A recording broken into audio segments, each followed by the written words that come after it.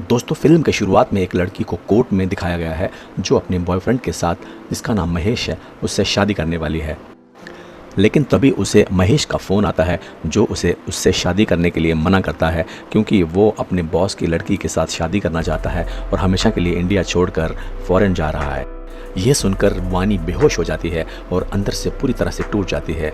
6 महीने बीत जाते हैं। अब उसके माँ बाप उसे समझाते हैं, बेटी जो हुआ उसे छोड़ो और ज़िंदगी में आगे बढ़ो।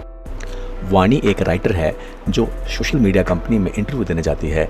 वहाँ उसकी मुलाकात क्रिश कपूर नाम के लड़के से होती है। क्रिश एक म्यूजिशियन और सिंगर है जिनका जोश नाम का एक बैंड है। इंटरव्यू देने के समय वानी अपनी डायरी बाहर भूल जाती है जो क्रिश को मिलती है और वो उसे लौटाने के लिए उसे वापस करता है और उससे कहता है कि तुम बहुत अच्छा लिखती हो। क्रिश का एक बहुत ही अच्छा दोस्त है केवी, जो उसके सारे फंक्शन अरेंज करता है। वो उसे एक सिंगर प्रिंस के पास ले जाता है जिसे एक गाने की तलाश थी। क्रिश उसे कहता है कि वो गाना ज़रूर गाएगा, लेकिन उसे उस गाने में अपना नाम चाहिए।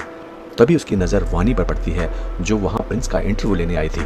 प्रिंस का मैनेजर वानी को भाव नहीं देता है, लेकिन क्रिश की नज़र वानी पर पड़ती है। वो उसे अंदर आने देता है। प्रिंस वानी की डायरी में लिखे एक गाने को गाता है जो सबको बहुत पसंद आता है, लेकिन वो गाना अधूरा था क्योंकि वानी ने उसके आगे के पन्ने फाड़ दिए। अब क्रिश वानी से डील करता है कि मैं तुम्हें प्रिंस का इंटरव्यू करवा दूंगा, लेकिन तुम ये गाना पूरा करके दो। क्रिश की मम्मी की मृत्यु के बाद क्रिश के पापा बहुत शराब पीना शुरू कर देते हैं और वो हद से ज़्यादा शराब पीते हैं, जिससे क्रिश बहुत नाराज़ हो जाता है और वो वहाँ से अपनी फेवरेट जगह क्रिकेट के मैदान में चला जाता है। वानी भी उसके पीछे पीछे वहाँ आती है। उसने क्रिश को इतना परेशान कभी नहीं देखा। वह उससे कहती है कि उसने वो गाना लिख लिया है और क्रिश को अपने पास्ट के बारे में बताती है कि उसने किसी लड़के से शादी करनी थी जो उसे धोखा देकर चला गया, इसलिए मैं डिप्रेशन में चली गई थी और मैंने गाना लिखना बंद कर दिया था। लेकिन अब तुम मेरी ज़िंदगी में आ गई हो, तुमने मुझे हंसना सिखाया है। मैं चाहती हूँ तुम अपने गम भूल जाओ और मैं तुम्हारी मदद करना चाहती हूँ। क्रिश अपने पिता की शराब छुड़ाने के लिए उन्हें रिहैब सेंटर में भेज देते हैं, लेकिन वहाँ उन्हें पैसे की ज़रूरत होती है, इसलिए क्रिश अपना गाना प्रिंस को बेच देता है और प्रिंस का मैनेजर उसे कहता है कि अब इस गाने पर उसका कोई हक नहीं। उसके बाद वानी और क्रिश मोटरसाइकिल से वहाँ से निकल जाते हैं। वानी के कहने पर क्रिश अपना पुराना बैंड फिर से ज्वाइन कर लेता है और सारे लोग मिलकर एक गाना बनाते हैं जिसे वानी ने लिखा है। क्रिश वानी को छोड़ने उसके घर जाता है। वहाँ उसके माता पिता वानी के साथ क्रिश को देख लेते हैं और सोचते हैं कहीं वानी के साथ फिर से धोखा ना हो जाए, इसलिए वानी की माँ उसे समझाती है। तभी वानी को चक्कर आता है और वह ज़मीन पे गिर जाती है। वानी को अस्पताल लेकर जाते हैं। डॉक्टर उसका चेकअप करता है और उसके माता पिता से कहता है कि सब कुछ नॉर्मल है, लेकिन आप एक बार इसे दिमाग के डॉक्टर को दिखा दो। तभी अस्पताल में क्रिश वहाँ आ जाता है और वानी की माँ क्रिश से कहती है कि अगर तुम वानी से सच में प्यार करते हो तो उससे शादी कर लो, क्योंकि वानी ने अपनी ज़िंदगी में बहुत दुख देखे हैं। क्रिश वानी के पास जाता है और उसे कहता है क्यों ना हम शादी कर लें, लेकिन वानी उसे कहती है कि शादी हम बाद में भी कर सकते हैं, पहले तुम्हारा स्टार बनना बहुत ज़रूरी है। जब दिमाग के डॉक्टर के पास रिपोर्ट आती है तो उन्हें पता चलता है कि वानी को एक ऐसी बीमारी है जो धीरे धीरे अपना अतीत भूल जाएगी। थोड़े दिनों बाद क्रिश को पता चलता है कि उन्होंने जो गाना गाया था वो यूट्यूब पे बहुत वायरल हो गया है और उनकी फ़ैन फॉलोइंग बहुत ज़्यादा बढ़ गई है और क्रिश अब स्टार बन चुका है। इधर वानी को जब पता चलता है कि उसे भूलने की बीमारी है, वो बहुत परेशान हो जाती है, क्योंकि उसे लगता है कि क्या अब वो क्रिश को भी भूल जाएगी। तभी क्रिश वहाँ आता है और वह उसे बताता है कि अब वो स्टार बन चुका है। लेकिन वानी अपनी बीमारी के बारे में क्रिश को कुछ नहीं बताती, क्योंकि वो उसे बहुत खुश देखना चाहती है। अगले दिन वानी अपने ऑफिस जाती है। वहाँ उसकी मुलाकात अपने एक्स बॉयफ्रेंड महेश के साथ होती है, जिसे देखकर वानी को अपना बीता हुआ कल याद आ जाता है। वानी की कंपनी महेश के लिए एक पार्टी ऑर्गेनाइज करती है। वानी भी उस पार्टी में जाती है और महेश को देखकर वो अपने अतीत में पहुंच जाती है। उसे लगता है कि उसकी और महेश की शादी होने वाली है। इस बारे में वो महेश से बात करती है और महेश को लगता है कि वानी मजाक कर रही है, इसलिए वो उस पर हंस देता है। लेकिन वानी को बहुत बुरा लगता है और वो पार्टी में खूब हंगामा करती है, इसलिए वानी को पार्टी से बाहर निकाल दिया जाता है। लेकिन वानी जल्दी में अपना पर्स और मोबाइल वहीं भूल जाती है। क्रिश वानी को फ़ोन करता है, तभी उसका फ़ोन एक वहाँ का वर्कर उठाता है। वो क्रिश को बताता है कि वानी ने पार्टी में कितना हंगामा किया। क्रिश पार्टी में पहुँच जाता है और वहाँ पर वानी का पर्स और मोबाइल ले लेता है। वानी का पर्स खोलने पर उसे वानी की रिपोर्ट मिलती है, जिसे पढ़कर क्रिश को पता चलता है कि वानी को कौन सी गंभीर बीमारी है। क्रिश वानी से मिलता है, लेकिन वानी उससे अपने से दूर रहने को कहती है और उसे कहती है कि मेरी वजह से अपनी ज़िंदगी खराब मत करो। लेकिन क्रिश को उसकी बीमारी से कोई फ़र्क नहीं पड़ता है। क्रिश वानी के माता पिता के साथ फिर से उसी न्यूरोलॉजिस्ट के पास जाते हैं जिसने वानी की रिपोर्ट चेक करी थी। अब वो डॉक्टर से बात करते हैं कि कैसे इस बीमारी पे कंट्रोल पाया जा सकता है। डॉक्टर उन्हें बताता है कि वाणी को उन्हें एक स्ट्रेस फ्री एनवायरनमेंट पे लेके जाना होगा और कुछ दवाइयाँ देनी होगी। वाणी के माँ बाप उसे कहीं दूर लेके जाना चाहते हैं, लेकिन क्रिश कहता है कि मैं उसे लेकर जाऊंगा। अब क्रिश पर वाणी के माता पिता भी भरोसा करने लगते हैं। क्रिश अपने सारे शोज कैंसिल कर वाणी को शहर से दूर एक बीच हाउस पर ले जाता है। वहाँ वो लोग खूब एंजॉय करते हैं। अब वाणी क्रिश को कहती है कि तुम्हारे बैंड की तुम्हें बहुत ज़रूरत है, इसलिए अब हमें वापस लौटना चाहिए। फिर क्रिश एक शो करता है जिसमें वाणी भी उसके साथ होती है, लेकिन वो शो महेश ने ही ऑर्गेनाइज करवाया था।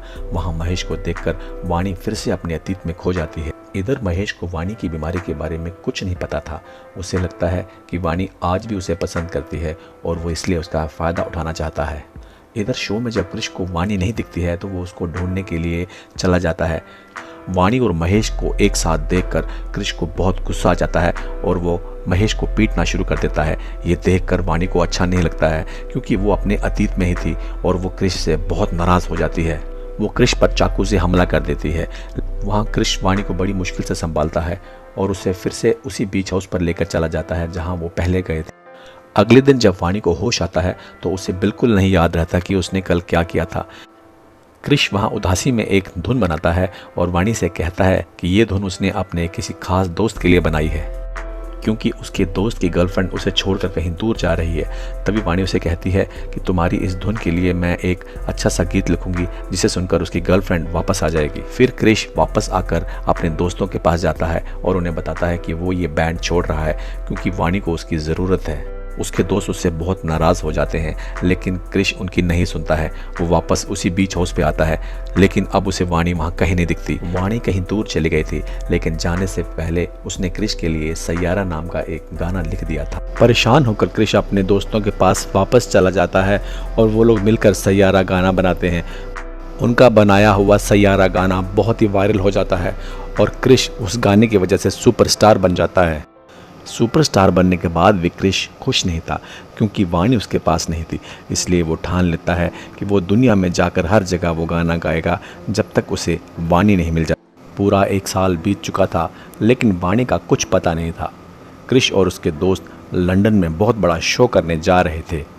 स्टेडियम में लगी बड़ी स्क्रीन पर केबी, जो क्रिश का दोस्त है, वो रील्स प्ले करना शुरू कर देता है जो उस गाने पे बनाई गई थी।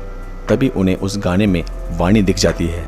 वाणी को देखकर सब दंग रह जाते हैं। पता करने पर उन्हें यह पता चलता है कि ये रील मनाली के आसपास कहीं बनाई गई है। क्रिश अपना शो बीच में ही छोड़कर अकेला मनाली वापस आ जाता है। मनाली में सबसे उस रील के बारे में पूछने के बाद वो एक महिला आश्रम में पहुंचता है। महिला आश्रम की रिसेप्शनिस्ट क्रिश को यह बताती है कि वाणी वहाँ पर 1 साल से रह रही है और अब उसकी याददाश्त बहुत कमज़ोर हो चुकी है। वाणी ने क्रिश के लिए एक लेटर लिख के रखा हुआ था, जिसमें उसने लिखा था कि महेश के चक्कर में जब उसने क्रिश पर हमला किया तब उसे पता चला तो उसे बहुत बुरा लगा और उसको लगा कि उसकी बीमारी की वजह से क्रिश की ज़िंदगी बर्बाद हो रही है। और उसी दिन वो सब कुछ छोड़ छाड़ कर मनाली आ गई ताकि वो क्रिश से दूर रह सके और क्रिश कामयाब हो सके। वाणी को पूरा यकीन था कि एक दिन क्रिश ढूंढते हुए उसके पास ज़रूर आएगा, इसलिए जब उसकी याददाश्त ठीक थी तभी उसने ये लेटर लिख के रखा था। अब क्रिश वाणी को लेकर एक मैदान में जाता है और वही बातें रिपीट करता है जो उसने वाणी के साथ बिताई थी। ये सब देखकर वाणी को अपनी याददाश्त वापस आ जाती है और वो दोनों एक हो जाते हैं।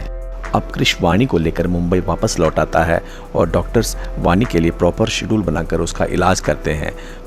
अब वाणी पूरी तरह से ठीक हो चुकी है। वो वाणी को लेकर लंदन में सबसे बड़े शो में जाता है और दुनिया को अपनी कामयाबी का राज बताता है। दोस्तों, अगर आपको ये मूवी की एक्सप्लेनेशन अच्छी लगी हो तो वीडियो को लाइक अवश्य कर दीजिएगा। धन्यवाद।